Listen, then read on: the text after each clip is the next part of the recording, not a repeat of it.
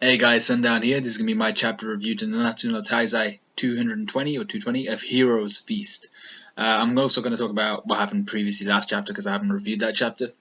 So I'm just going to give a quick run through of it. Now both these chapters, they were kind of a little bit slow, a little bit they were kind of like the ends of the arcs like they have been in the last few chapters. They were kind of just pushing out the end of this arc. But two kind of key things, main things happened last chapter and then this chapter as well, which kind of progressed the story a bit, and they let us understand the what's gonna be the focus of people like Merlin, and what's gonna happen in the next arc. So previously in chapter 219 we saw why Escanor is in his night form, or in his lesser form.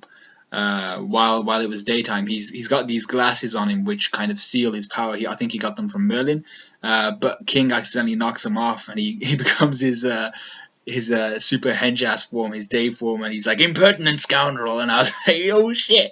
But yeah, so that's why he's able to maintain his lesser form in the day. It's because he's being sealed by his glasses, which Merlin must have provided for him.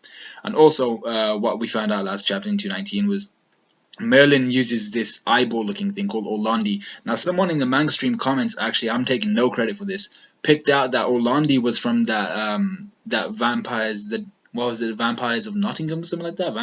It's somewhere in England. Vampires of that area.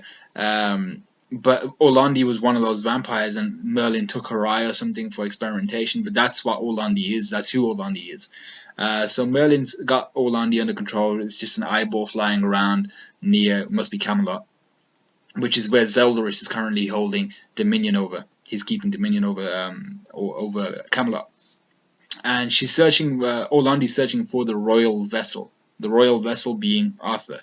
Now, I'm not sure who he's the vessel for, but I have absolutely no idea, because is Merlin basically keeping him so that he can get possessed? We've only seen possession right at the moment by the Goddess clan, who possessed that Bartra's brother.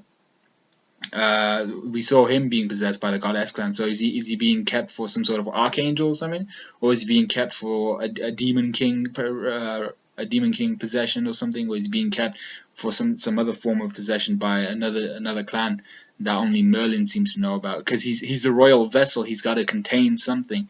So I'm not sure what he's the vessel for, but Merlin seems to really need him, especially when we found out the end of this chapter, end of chapter 220.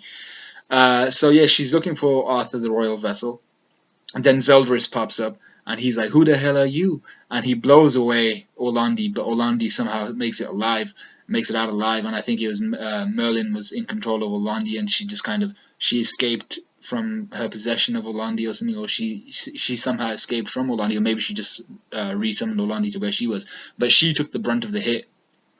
Or maybe she just did that. She switched places. She took the brunt of the hit, but she's still where all the other sins are. So Merlin took the brunt of the hit, but she escapes with her life, and she seems to be generally fine at the end of chapter 219. She's just concerned about the whereabouts of Arthur. So then we come straight to chapter 220, which is called a Heroes Feast. We see there's a party. There's not actually much going on. They're all just getting drunk, especially Ban, who gets drunk at the drop of a dime. Merlin isn't there, and she suddenly appears when Escanor starts asking around, like, where's Merlin? So she suddenly appears, but instantly you can tell that Meliodas is suspicious of her. He's like, what? Well, she looks a bit weird, but I'm not going to say anything. So he doesn't say anything, but he's suspicious of her. So Meliodas and Merlin didn't know. This was something we learned in this chapter, in 220, that Merlin and Meliodas didn't know that Galtha, the original Galtha, OG Galtha, brought an end to the Holy War. Now this is really suspicious, because Galtha, OG Galtha, said he was going to bring an end to the Holy War, and he kind of made a promise to Diane, that's going to be me. So I fully assume that he did bring an end to the Holy War, but we just don't know how. And Galtha, especially the current Galtha, the doll Galtha, he can't tell Diane and the rest of the sins. He's like, I can't tell you why or how he brought an end to the Holy War, either because I feel like I'm not allowed to, or because I have a feeling you won't accept what I tell you. So he must have done some shady shit, or he must have just done something where it just must be something really shady. He must have sacrificed something. He must have killed someone. Maybe this is why Elizabeth is currently being reincarnated over and over and over. Maybe he used her power to seal them away. The god Clan seemed to have that type of power. I don't know what he did, but he must have done something shady. Because Doll Gowther didn't want to say it. He was just like, "Nah, it's not something you guys want to really know." And the fact that Merlin and Meliodas didn't even have an idea that he was the one that did it. They were just like, oh, the goddess clan sealed themselves away to seal away the demon, destroy themselves to seal away the demon clan, right? That's what happened. Which also is, they should have been suspicious of that anyway, because anything which makes the goddess clan seem like, which elevates their status or makes them seem more noble or honorable, more noble and honorable, is totally against their character. They're nothing like that. We've seen time and time again that they're just evil sons of guns. So the fact that Meliodas and Merlin are both like, oh yeah, it's the goddess clan, shows that they were too trusting. They shouldn't really be thinking that. They know for a fact that the goddess clan aren't like that. We know that OG Gowther didn't create the coffin of everlasting darkness, which is where the demon clan was sealed into. That was a guy called Dabuzu, the giant's craftsman. A legendary craftsman of sorts.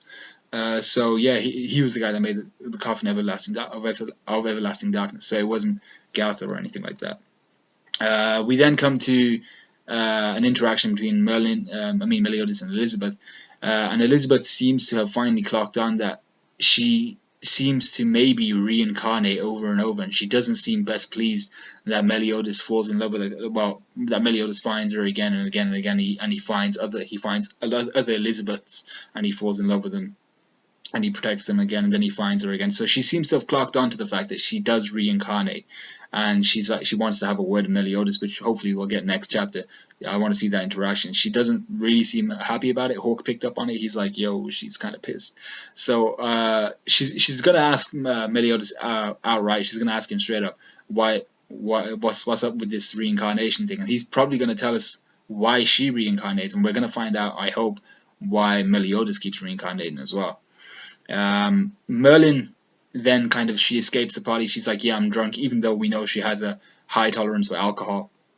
She escapes the party whilst chastising Hawk for being lax in his kind of preparation for Zeldris, and she just looks back at him like, we don't know anything about Zeldris, we could all die. And he's like, her face is hilarious. I'm gonna make it my thumbnail.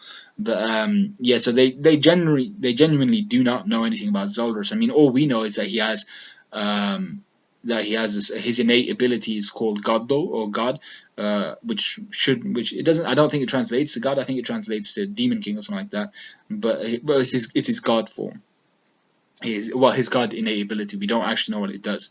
We know he's the executioner, and we know his sin is piety. So his commandment is piety. If you turn your back on him, you become enslaved to the Demon King, and because he's the representative of the Demon King, you become enslaved to Zeldris by default.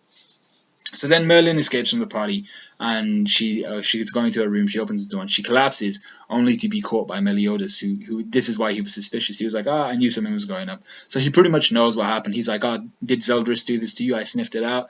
I've known you for ages. It's written all over your face. I know.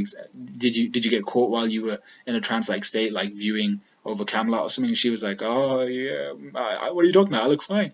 So and we find out from Meliodas here, because he's known Merlin for so long, he's like, you're not really trying to save Camelot, you're not trying to save Lyonesse or any of the people. Your personal mission, your kind of thing here is you want to save Arthur. That's what you're hell bent on. And she doesn't even deny it. She's like, yo, I gotta save Arthur. He's my personal mission. He's my hope. So she defines Arthur as her hope. And then you see Escanor, who's outside the door, and he's kind of in shock. And people were saying that this could get Escanor to like loosen his ties with the sin, or loosen his faith and devotion in the sins, because all he really cares about is Merlin.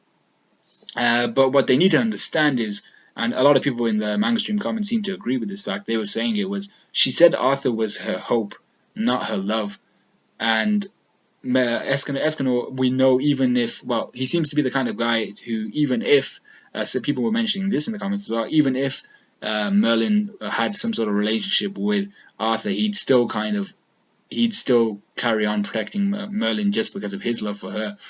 And she doesn't seem to have that type of relationship with Arthur anyway. She seems to play more of a mother type role, a teacher type role, the guiding light for Arthur. She's not in, like, it doesn't really seem like they're in a lovey-dovey type relationship. So for me, it might be that Escanor may waver, but he'll more than likely just kind of brush it off and take it upon himself, maybe to help Arthur. Just by extension of helping Merlin, he'll help Arthur. What I'm hoping we don't see is that he sees this as a slight upon himself. He sees this as a slight upon his pride, and he goes all vengeful on us, because then that kind of contradicts who Escanor is. That's beneath Escanor. That he's above that. He's got too much pride to be crying over not being loved back by Merlin, or not being reciprocated like that. That's totally beneath Escanor, and I hope it doesn't go anything like that. I hope he just kicks some ass and wins Merlin over to his side. I hope he saves Arthur or something, and he wins over Merlin's heart like that or something. But I don't want it to get anything. I don't want it to be petty. I don't want there to be more rifts forming within the sins. I mean, this whole Elizabeth Meliodas thing seems to be going a bit awry. So I'm hoping that doesn't develop into anything too big. I'm hoping Meliodas just explains everything to Elizabeth, and it just sorts it out. But yeah, I hope Escanor doesn't do anything too rash. I just hope he kicks some ass and he wins over Merlin that way. But yeah, I like both chapters. Nanatsu no Taizai 220 started off really slow, but then when they started talking about Zeldaris and things started speeding up the end, where Meliodas was suspicious of Merlin, and he found out that she got hurt by Zeldaris and all that, and then Escanor heard that. But actually, Escanor heard that part as well, that she got hurt by Zeldaris, so he's gonna probably get real pissed in the next few chapters, because Zeldaris basically hurt his lady, you know, so he's gonna get a little bit annoyed, I think, and he's gonna probably stuff a sand or two up Zeldaris' ass. But yeah, I really like this chapter, especially the last half. It was pretty good. The first half was kind of just a party scene. It was kind of like the One Piece party chapters, which generally they're just 5 out of 10s. They're just a party chapter. But yeah, I liked it. It was really good. Damn, that's gone a little bit overboard at the time. But yeah, like, comment, subscribe, all that good stuff. Anything you've got to say it in the comments, and I think that's my last review for this week, and I'll see you guys in the beat.